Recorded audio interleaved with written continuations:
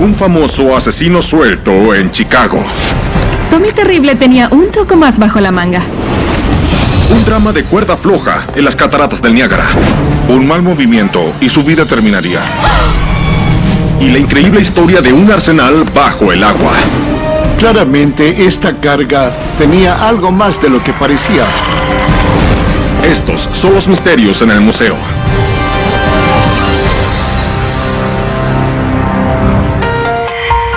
Orlando, Florida, es hogar de Disney World, Universal Studios, SeaWorld y más, ganándose el apodo de la capital de parques temáticos del mundo.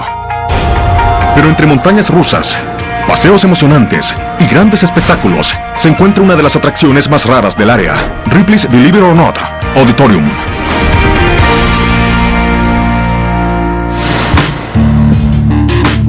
La colección incluye más de 25,000 extrañas reliquias, como una máscara usada como castigo por criminales en la época medieval de Alemania, un juego de herramientas de Europa Oriental supuestamente usado para matar vampiros, y un arma diseñada para ir adentro de un ataúd que disparaba automáticamente a los ladrones de tumbas. Pero entre estos objetos extraordinarios se encuentra uno completamente normal. El artefacto es de forma circular con una manija arriba. Tiene manos y números romanos en su cara. Y el vidrio de la parte superior se agrietó con el tiempo. Se usaba para saber la hora, pero sin duda se siente como algo eterno. Este modesto reloj de bolsillo se vincula con la desesperada búsqueda de un conocido criminal. Esta es la historia de la dedicación de un hombre por llevar a un terrible criminal a la justicia. Es 1921. Chicago está en medio de una terrible ola de crímenes. Mafiosos, contrabandistas y ladrones aterrorizan a los residentes de la ciudad. Chicago en los años 20 tuvo más crímenes que ningún otro lugar en el país. Fue un gran problema. Pero un hombre decide devolver el orden a las calles. El ex periodista y nuevo jefe de policía, Charles Fitzmaurice. Fitzmaurice tenía mucho que demostrar y estaba totalmente decidido. De inmediato empezó a organizar allanamientos en lugares ilegales de apuestas, burdeles y bares y a poner a los criminales tras las rejas. Pero no importa lo que haga, un delincuente sigue lejos del alcance de Fitzmaurice. Un mafioso irlandés, conocido como Tommy Terrible O'Connor. A Tommy Terrible O'Connor lo llamaban Terrible porque así fueron las cosas que él hizo, como robos armados, asaltos y hasta homicidios. Siempre se salía con la suya, nunca estuvo en la cárcel por ninguno de sus crímenes. El 20 de marzo, Tommy Terrible le dispara a un policía a sangre fría y huye de la escena. Furioso por la muerte de uno de los suyos, Fitzmaurice usa a todo el equipo de su departamento para buscar al criminal. Los policías iban de puerta en puerta interrogando a los conocidos de Tommy Terrible. Iban a lugares de apuestas, bares y burdeles para tratar de encontrar el paradero de Tommy. Finalmente, en julio, Fitzmaurice recibe una pista. Alguien que coincidía con la descripción de O'Connor fue visto en un tren. Estaba borracho, había agredido al portero y luego había escapado. Luego de una búsqueda exhaustiva, los policías encontraron a O'Connor escondiéndose cerca de las vías y lo arrestaron. El departamento de policía de Chicago y el jefe Fitzmaurice estaban fascinados. Al fin tenían al asesino en sus manos. Llevan a O'Connor a juicio y lo condenan a homicidio en primer grado. El jurado, por decisión unánime, declaró culpable a Tommy Terrible. Y la sentencia es colgarlo a la horca. Parecía que Fitzmaurice finalmente había cerrado el caso. Esto se considera una victoria. Fitzmaurice creía haber terminado con Tommy y su reino del terror. Pero lo que el jefe novato no sabía era que algo estaba a punto de pasar y que cambiaría por completo el caso. Tommy Terrible tenía un truco más bajo la manga. 4 días antes de la ejecución de O'Connor, Fitzmaurice recibe una impactante noticia. O'Connor había escapado de la cárcel y estaba prófugo nuevamente. Al parecer, el condenado atrapó a uno de los guardias de la prisión por las barras de su celda. Lo amenazó usando un arma que había contrabandeado y lo obligó a entregarle las llaves. Luego, O'Connor encerró al guardia y escapó. Pero en su apuro por salir, dejó atrás este reloj de bolsillo, ahora en exhibición en Ripley's Believe It or Not Auditorium, en Orlando, Florida. Fitzmaurice, por su parte, estaba furioso. Fitzmaurice explotó cuando se enteró de la noticia de Tommy Terrible. Debió ser muy vergonzoso para la policía de Chicago darse cuenta que Tommy se les había escapado de las manos. Esta vez, se realiza una búsqueda nacional para encontrar a Tommy Terrible O'Connor. Por años, hubo reportes de avistamientos del criminal en toda Norteamérica. Un testigo afirma haberlo visto en el Medio Oeste. Otros sugieren que escapó a Canadá. Hasta algunos indican que volvió a su tierra natal de Irlanda para luchar junto con los nacionalistas. A pesar de los años de búsqueda, la policía nunca fue capaz de encontrarlo. Aunque la fecha de ejecución programada de O'Connor pasó hace mucho, las autoridades dejan la horca en su lugar, esperando que algún día puedan llevarlo a la justicia. Pero nunca encuentran al asesino del policía. Y en 1977, finalmente quitan la horca. Hasta hoy no tenemos idea de lo que pasó con Tommy Terrible O'Connor. A pesar de los decepcionantes resultados del caso de O'Connor, el jefe Fitzmaurice sí logró su objetivo de terminar con el reinado del mal de Tommy Terrible. Y hoy, el reloj de bolsillo que Tommy O'Connor dejó atrás cuando escapó de la pena de muerte está ahora en exhibición en Ripley's Believe It or Not, en Orlando, Florida. Recuerda al malvado criminal que se escapó de las manos de todos. El condado de Kent, Maryland, es un paraíso para observar aves. Entre las especies nativas que habitan en la península, se encuentra la codorniz coatí, el cisne de la tundra y el tecolote oriental. Y por eso es apropiado que el área, además, sea el hogar de uno de los mejores museos aeronáuticos de la nación, el Museo y Aeródromo de Massey. La colección de aeronaves vintage incluye un prístino Stinson de la década de 1930, un avión Piper Cub de la Segunda Guerra Mundial y un asiento eyectable de un avión F-100 Super Sabre. Pero entre estas máquinas de las alturas, se encuentra uno con una historia fuera de este mundo. El objeto pesa unos 725 kilos. Está hecho de aluminio, acero, fibra de vidrio y su velocidad máxima es de 270 kilómetros por hora. Este avión Cessna 182 recuerda la increíble historia de una misteriosa abducción y de la vida más allá de las estrellas. Esta historia es considerada como uno de los encuentros más aterradores con extraterrestres. Es el 21 de octubre de 1978, en Melbourne, Australia. Los controladores de tráfico aéreo en el aeropuerto de Melbourne reciben una inquietante llamada de emergencia. Un piloto de 21 años llamado Frederick Valentich llama por radio desde su Cessna 182, indicando que vio una nave muy inusual. Al control de tráfico aéreo le preocupó su seguridad por el estrés que se sentía en su voz en ese momento. Valentich dice que un objeto metálico largo, con luces brillantes, sobrevuela justo encima de él. Pero cuando los controladores revisan el radar, la pantalla indica que no hay otros aviones en las cercanías. Los controladores de tráfico aéreo estaban confundidos. No habían visto ninguna otra nave en el área. No había nada en el radar en ese momento. Luego, mientras intentaban conseguir más información de Valentich, perdieron todo contacto con el piloto. Todo estaba muerto. Valentich desapareció de la pantalla del radar. Esta era la cosa más extraña que les había pasado. Envían un equipo de investigadores para encontrar al piloto perdido. Pero luego de varios días buscando en casi 2.600 kilómetros cuadrados, el equipo no logra encontrar ninguna señal del piloto perdido, ni su avión. Luego de una semana, tuvieron que terminar la búsqueda. No sabían qué le había pasado. Era como si Valentich y su avión hubieran desaparecido en el aire. Las autoridades concluyen que Valentich pudo haber chocado y fallecido. Apuntan a que el joven piloto tenía solo 150 horas de vuelo de experiencia. Y antes, había estado involucrado en 3 incidentes en el aire. Pero ante la ausencia de restos del avión, no podían estar seguros.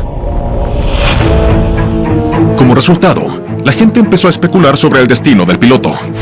Algunos afirman que Valentich fingió su llamada de emergencia para poder escapar y comenzar una nueva vida en otro lugar. Otros sugieren que su desaparición fue un suicidio. Pero sus amigos y familiares desacreditaron estas ideas. La teoría que Valentich quiso armar su propia desaparición era ridícula. Era un tipo feliz con una novia y una vida. ¿Por qué querría hacer algo así? Pero, ¿dónde está el piloto y su avión? Es 1978. En camino a Melbourne, Australia, en una pequeña zona llamada Isla King, el piloto, Frederick Valentich, y su avión desaparecen del radar. Pero antes de eso, Valentich le informó a Control de Tráfico Aéreo que estaba siendo perseguido por una nave no identificada. Entonces, ¿cuál es la verdad detrás de esta extraña desaparición? Meses después, la Fuerza Aérea Australiana revisa los reportes de testigos de la noche en que Valentich desapareció. Y lo que revelan es impactante. Algunos testigos afirman haber visto una luz verde errática en el cielo esa noche. Pero aún más aterrador, otros afirman haber visto un avión descendiendo vertiginosamente con una luz verde encima. Los reportes hacen que muchos concluyan que Valentich y su avión fueron perseguidos y luego abducidos por una nave alienígena. Muchas personas creían que lo que hizo contacto con Valentich era definitivamente extraterrestre. Durante los años, la leyenda del último vuelo de Valentich solo creció. Hasta hoy, los admiradores de los ovnis lo mantienen como un ejemplo de que no estamos solos en el universo. La realidad es que el misterio de lo que le pasó a Frederick Valentich tal vez nunca se resuelva. Pero hasta hoy es considerada como una de las abducciones extraterrestres más aterradoras que se conozcan. Hoy, un Cessna 182, como en el que volaba Valentich cuando desapareció, está en exhibición en el Museo y Aeródromo de Massey, en Maryland. Recuerda al piloto perdido y al aterrador encuentro cercano del tipo más misterioso.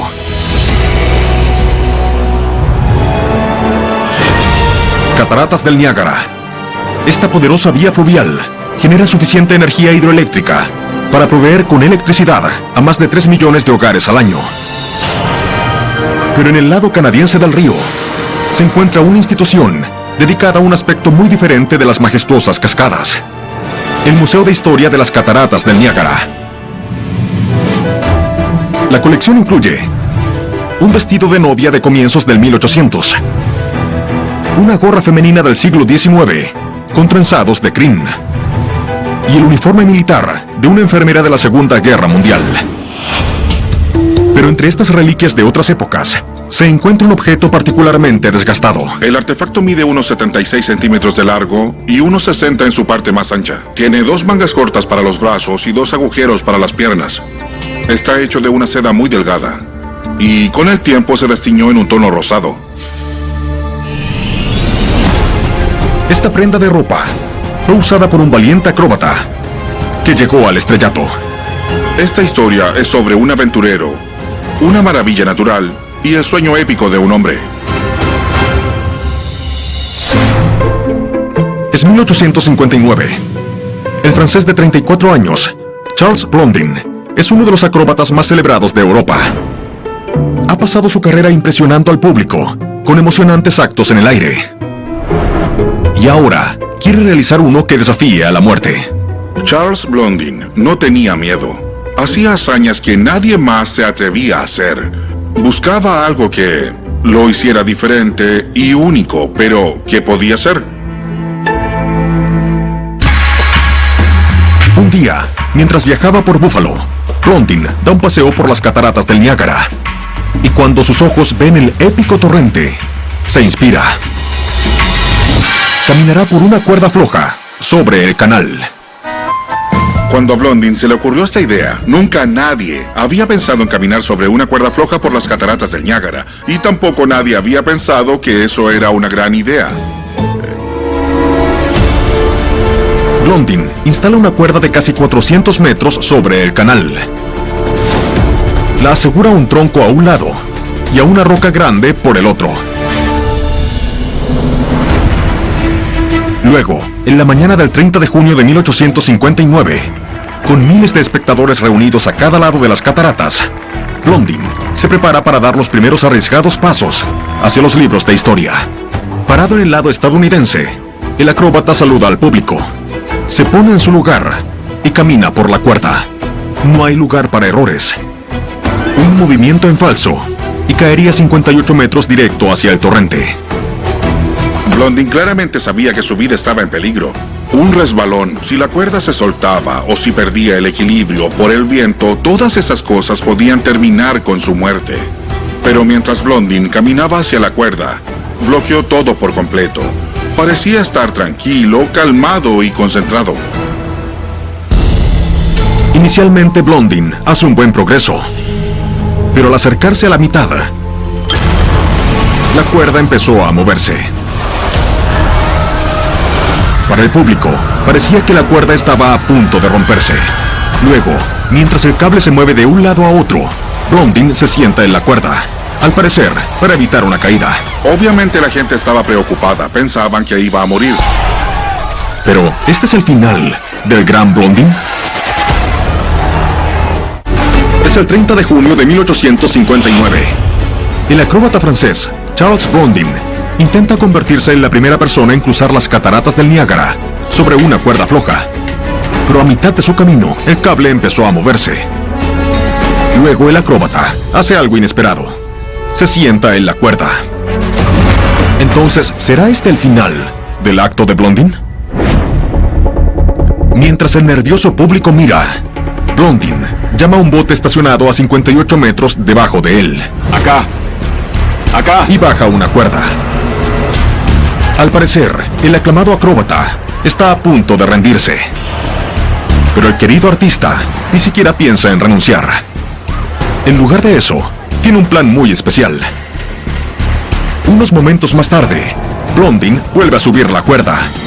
En ella hay una botella de vino. El acróbata saca el corcho y bebe un sorbo. El público se volvió loco.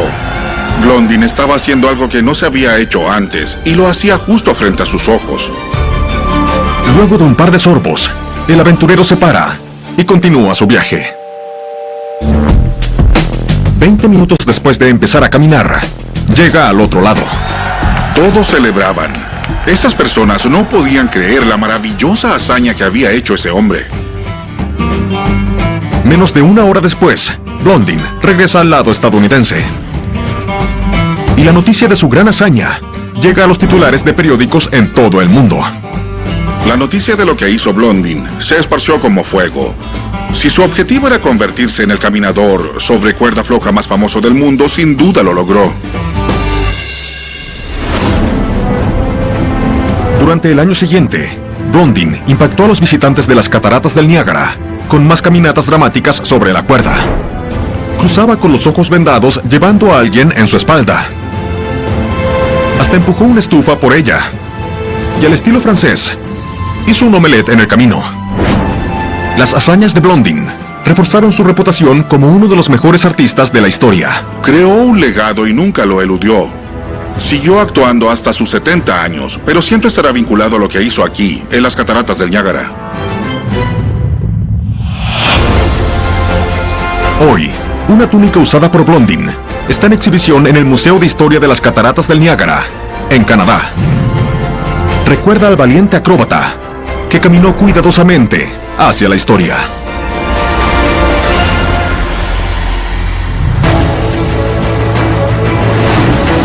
Cambridge, Inglaterra, es hogar de una de las instituciones académicas más prestigiosas del mundo, la Universidad de Cambridge. Y honrando los logros de esta reconocida comunidad, se encuentra el Museo Fitzwilliam. Este almacén de antigüedades incluye un ataúd de mármol de la Roma antigua, un muro asirio tallado del año 800 a.C. y una armadura alemana del siglo XV. Pero entre estos elaborados objetos se encuentra uno más simple. El artefacto mide 2,5 centímetros de diámetro. Es circular, muy delgado, hecho de plata con un tallado al frente que parece ser un taburete de 3 patas o algún tipo de asiento. Y debe tener más de 2000 años de antigüedad. Esta moneda se relaciona con una legendaria figura de la mitología griega, y algunos dicen que revela el secreto detrás de los poderes predictivos de una mujer santa. Esta es una historia de sacerdotisas y profecías, y el antiguo ritual que ha impactado a los historiadores por siglos. ¿Cuál es la verdad detrás del oráculo de Delfos? Es el año 630 a.C., Grecia. Según la leyenda, un gran rey se enfrenta a un problema que amenaza con traer inquietud, enfermedades y muerte a su pueblo. Una hambruna. Está pasando por una enorme sequía en su reino y no sabe qué hacer. Buscando ayuda, el rey viaja a un templo en el pueblo de Delfos para consultar con alguien que podría darle un consejo sabio. Y dicen que ve el futuro. Una sacerdotisa, conocida como el oráculo de Delfos. El oráculo da consejos sobre la agricultura, la guerra, las finanzas y la realeza. La historia dice que al rey le concedieron una audiencia con el oráculo, quien realiza un ritual antes de ofrecer su predicción. La sacerdotisa entra a una nube de vapores que salen de una ventilación en el suelo.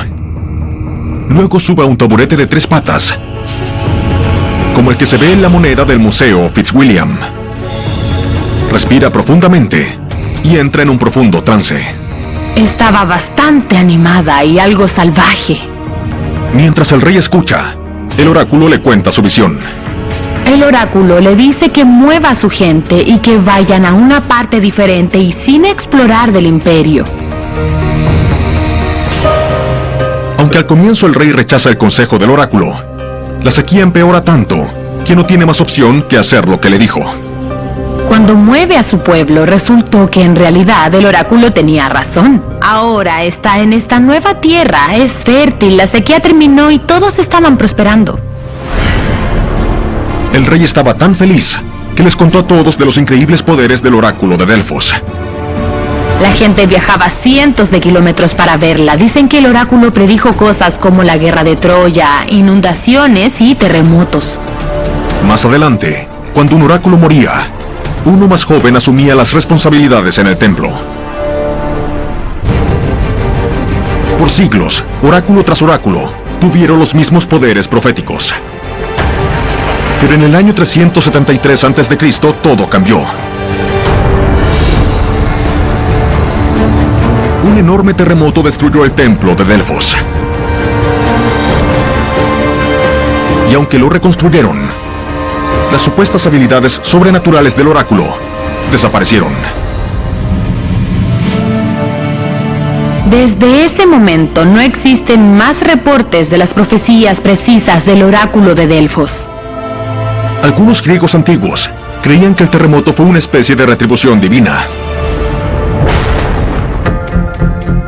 El oráculo de Delfos pasó a la historia como una de las leyendas más famosas de la antigua Grecia.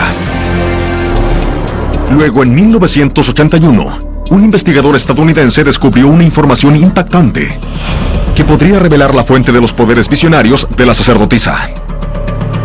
Entonces, ¿cuál es la verdad detrás de la leyenda?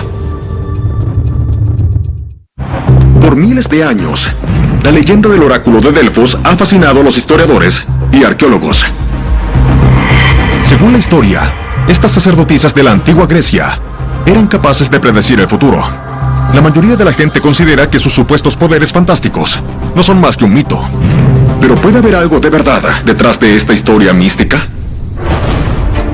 En 1981, el profesor estadounidense Jelly DeVore está en Delfos, Grecia, esperando revelar el antiguo misterio del oráculo. Y cree que la respuesta no está en el mundo sobrenatural, sino que en la Tierra. Además, tenía una fascinación por la forma en que la geología podía impactar a la historia. DeVore se concentra en la parte más evidente del ritual del oráculo: los vapores con los que cada oráculo entraba para hacer sus predicciones. Las profecías solo eran recibidas después de haber inhalado este vapor, nunca antes. DeVore examina la Tierra bajo las ruinas del antiguo templo y hace un increíble descubrimiento.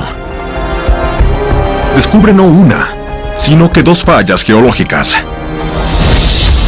Según la opinión de DeVore, esta es la pista que estaba buscando. DeVore cree que estas fallas geológicas indican que alguna vez hubo grietas en la tierra debajo del templo. Estas fisuras podían permitir que los gases naturales subterráneos subieran a la superficie. Y hay un gas que tiene un poderoso efecto en los humanos. Un vapor con aroma dulce, llamado etileno. Sabemos que es conocido por tener efectos intoxicantes e incluso alucinógenos. Basado en este descubrimiento, DeVore cree que el oráculo podía inhalar este gas tóxico y entrar a un estado de euforia, donde después la sacerdotisa anunciaba sus profecías. Esto siguió por generaciones, hasta que el terremoto del año 373 a.C. selló las fisuras en la roca, y los oráculos ya no podían entrar en dramáticos trances. DeVore cree que el terremoto cerró el suministro de estos vapores tóxicos. En cuanto a la realización de las profecías, hoy, los expertos indican que el oráculo usaba muy bien su lenguaje. Algunos investigadores sugieren que las profecías del oráculo eran expresadas de forma tan vaga que tal vez se podían interpretar de maneras muy diferentes. Los descubrimientos publicados de DeVore fueron aceptados como la mejor explicación para el comportamiento de los oráculos de Delfos. Y esta moneda, grabada con una imagen del taburete donde las sacerdotisas de Delfos predecían el futuro, está en exhibición en el Museo Fitzwilliam. Recuerda a la mística leyenda que tenía una explicación muy aterrizada. Mystic, Connecticut. Durante el siglo XIX, esta encantadora ciudad costera de Nueva Inglaterra fue el centro de la floreciente industria ballenera de la nación. Por lo tanto, es apropiado que también sea el hogar de una institución dedicada a preservar el pasado marítimo del país. Mystic Seaport, el Museo de Estados Unidos y el Mar. En la exhibición se encuentra una colección de intrincadas figuras talladas de madera, grabados del siglo XIX, hechos en huesos de ballena, y el Charles W. Morgan, el último barco ballenero de madera del mundo. Pero entre estas reliquias de alta mar, hay un objeto que proviene de tierra firme. El objeto mide 1 metro de largo y está hecho de madera oscura. Pesa unos 3 kilogramos y tiene una cabeza con forma de diamante en un extremo. Es suave y está desgastado por los años de uso. Parece un bate de béisbol afilado y puntiagudo. Este palo de madera recuerda la horrible historia de captura, escape y sobrevivencia. Esta es la historia de la lucha de un hombre por sobrevivir a como diera lugar. Es enero de 1868, en San Francisco. El marinero escocés de 19 años, Jack Renton, está disfrutando un trago con sus amigos, cuando de pronto se desmaya. Cuando retoma la conciencia, su vida cambió para siempre. Despertó, escuchó sonidos de cadenas y después se dio cuenta de que estaban en sus brazos. Renton, junto con sus amigos, están prisioneros en un barco desconocido. Fueron secuestrados. Es una de las peores situaciones en las que puede estar una persona. Una escasez de marineros en el 1800 terminó en la inescrupulosa práctica de secuestrar hombres robustos a ciudades porteñas y obligarlos a trabajar en barcos, que a menudo se traficaban en el área comercial de Shanghái. Estas condiciones debieron ser insoportables para la mayoría. Pero Renton era fuerte, decidido y pensó, si sigo en esto, tal vez encuentre una oportunidad para salir de esta situación. Más tarde, Renton y sus dos amigos fueron liberados de sus cadenas y obligados a trabajar en el barco bajo la atenta mirada de un guardia. Pero Renton está decidido a escapar. Y mientras trabaja, el marinero ve algo que podría llevarlo a casa a él y a sus camaradas. Un pequeño bote ballenero atado a un lado del barco. Pero no puede solo saltar al bote y volver a casa. Necesita agua y provisiones para el viaje. Entonces, en las semanas siguientes, él y sus compañeros reúnen provisiones y esperan la oportunidad perfecta para hacer su jugada. Renton se aseguró de tener cuerda y velas, agua, comida, un arpón y una sartén, listos para partir. Luego, un día, cuando el guardia no estaba mirando, saltan al bote ballenero, cortan las cuerdas y reman. Al fin son libres. Pero su odisea acaba de empezar. No había tierra a la vista y no estaban seguros de a dónde se dirigían. Los hombres flotaron sin esperanza en el mar. Los días se convirtieron en semanas. Sus suministros empezaron a acabarse y los marineros se enfermaron y deshidrataron. En ese momento no estaban seguros si serían capaces de llegar a tierra. Pero finalmente, luego de 35 días en mar abierto, avistaron tierra. Debió ser una sensación increíble después de todo lo que pasaron. Llegaron a lo que después se conoció como Isla Salomón. Pero su alivio duró poco. En cuanto llegaron a la orilla, un grupo de hombres armados los rodeó, usando enormes palos de madera, iguales a este, en exhibición en el Mystic Seaport, el Museo de Estados Unidos y el mar. Renton y sus compañeros temieron lo peor. Los isleños tenían la reputación de hacerle cosas terribles a sus enemigos. Y Renton pensó que su suerte era cada vez peor y peor. Renton mira con horror cuando matan a sus dos amigos. Luego, los hombres fijan su atención en él. Renton se enfrentaba al mismo destino de sus compañeros y no actuaba rápido. ¿Pero cómo sobrevivirá el marinero? Es 1868 en el Pacífico Sur. Jack Renton, de 19 años, sobrevivió unas increíbles 5 semanas perdido en el mar. Pero cuando finalmente llega a tierra, es tomado como prisionero por una tribu hostil.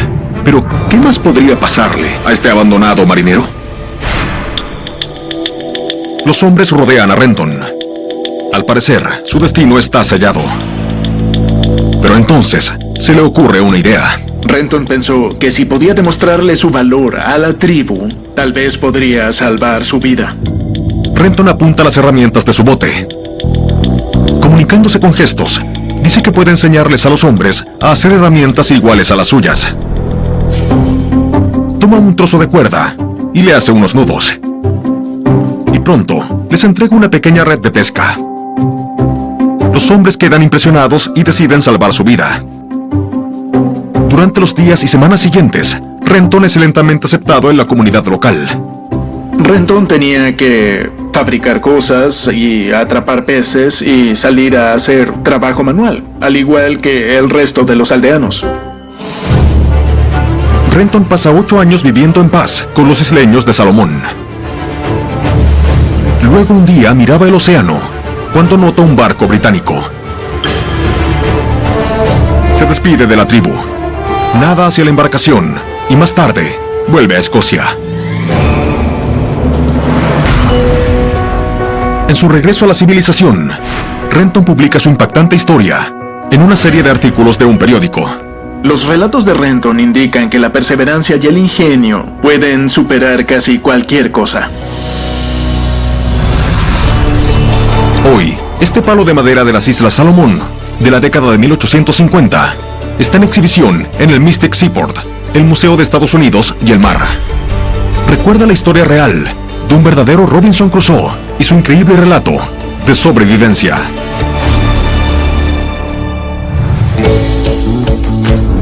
Hatteras Island, Carolina del Norte, es hogar del faro de 59 metros, Cape Hatteras, el más alto de la nación. Desde su construcción en 1871, ha sido una ayuda vital de navegación para los barcos que buscan pasar a salvo por la peligrosa costa de Carolina del Norte. Por lo tanto, es apropiado que además, la isla sea hogar del Museo Cementerio del Atlántico. La colección incluye una linterna usada por salvavidas en el siglo XIX, un megáfono usado por tripulaciones de barcos de rescate en los años 20 y un equipo de buceo de la década de 1950. Pero entre estas herramientas antiguas, hay algo que alguna vez fue parte de un arma mortal. Este artefacto está hecho de latón y marfil. Es de un tono blanco desteñido con grietas anaranjadas y marrones. Una porción del artefacto es suave, con decoraciones en relieve, y representa un águila sosteniendo una serpiente en sus patas. Como sabe muy bien el director del museo, Joseph Carl Schwarzer, esta empuñadura de pistola tuvo un papel importante en una increíble historia de intriga y revolución en el mar. Esta es una historia de una guerra mortal, conspiraciones del gobierno y un barco hundido.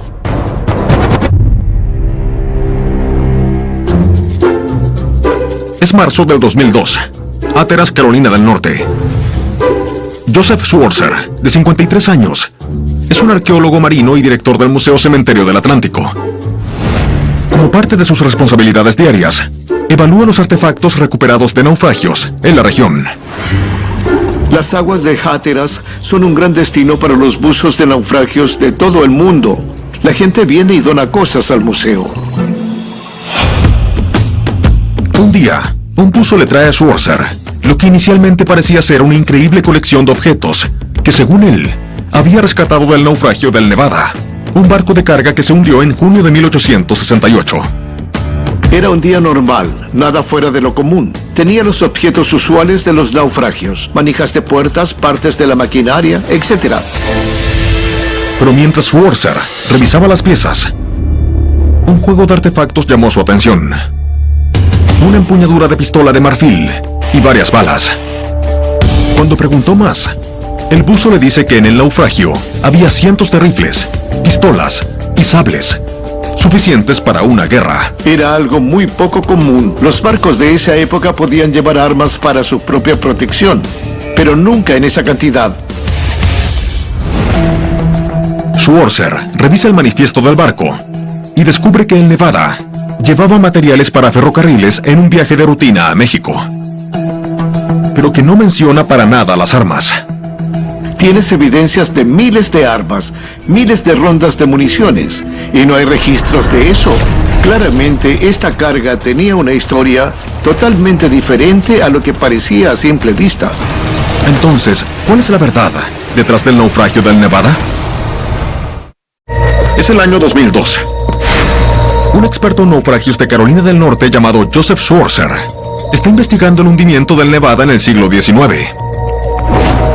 Posee una cantidad increíble de armas, con miles de rifles y rondas de municiones. Pero, ¿cuál es la historia detrás de este arsenal submarino? La historia de la misteriosa carga del Nevada nos lleva a la isla de Cuba en 1868. En esa época, un grupo de descontentos dueños de cultivos planean una revolución contra la madre patria, España. Era un grupo de cubanos que se cansó de estar bajo el yugo de España y quería liberarse. Entonces, los cubanos, liderados por un hombre llamado Carlos Manuel de Céspedes, comenzaron una rebelión contra los españoles. De Céspedes creó una constitución donde, entre otras cosas, declaraba la independencia de España e incorporaba a Cuba a Estados Unidos. Pero los granjeros sabían que no podrían contra la fuerza del Imperio Español. Entonces le pidieron ayuda a su vecino más cercano, Estados Unidos. Había una junta cubana extremadamente poderosa en Nueva York, con expatriados, gente que había sido exiliada de Cuba o que había huido porque no querían estar bajo el dominio español, y eran personas muy adineradas. Los simpatizantes reunieron una enorme cantidad de armas y le pidieron a Nevada que se las llevara, en secreto, a los rebeldes en Cuba. Pero el barco se encontró con mal clima y se hundió en la peligrosa costa de Carolina del Norte, llevándose su mortal carga con él. Las aguas de Outer Banks son uno de los estrechos más peligrosos de Estados Unidos. En octubre de 1878, los rebeldes cubanos fueron a la guerra sin el cargamento de armas del Nevada. Y tras 10 años de lucha sangrienta, más tarde fueron derrotados por los españoles. En lugar de ser parte de Estados Unidos como esperaban ellos, Cuba siguió siendo propiedad de España por 24 años más, antes que la nación ganara su independencia en 1902. Si Estados Unidos hubiera incorporado a Cuba, posiblemente habría terminado como un territorio protegido como Puerto Rico. También habría alterado la necesidad de la revolución de Castro en los años 50. Además, habría anulado la crisis de los misiles de Cuba. Muchas cosas pudieron haber pasado.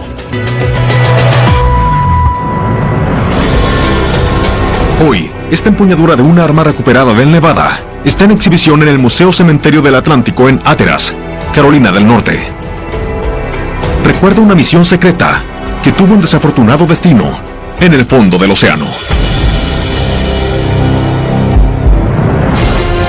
Desde un famoso criminal a un exiliado, de un encuentro extraterrestre a acrobacias a gran altura. Soy Don Wildman y estos son los misterios en el museo.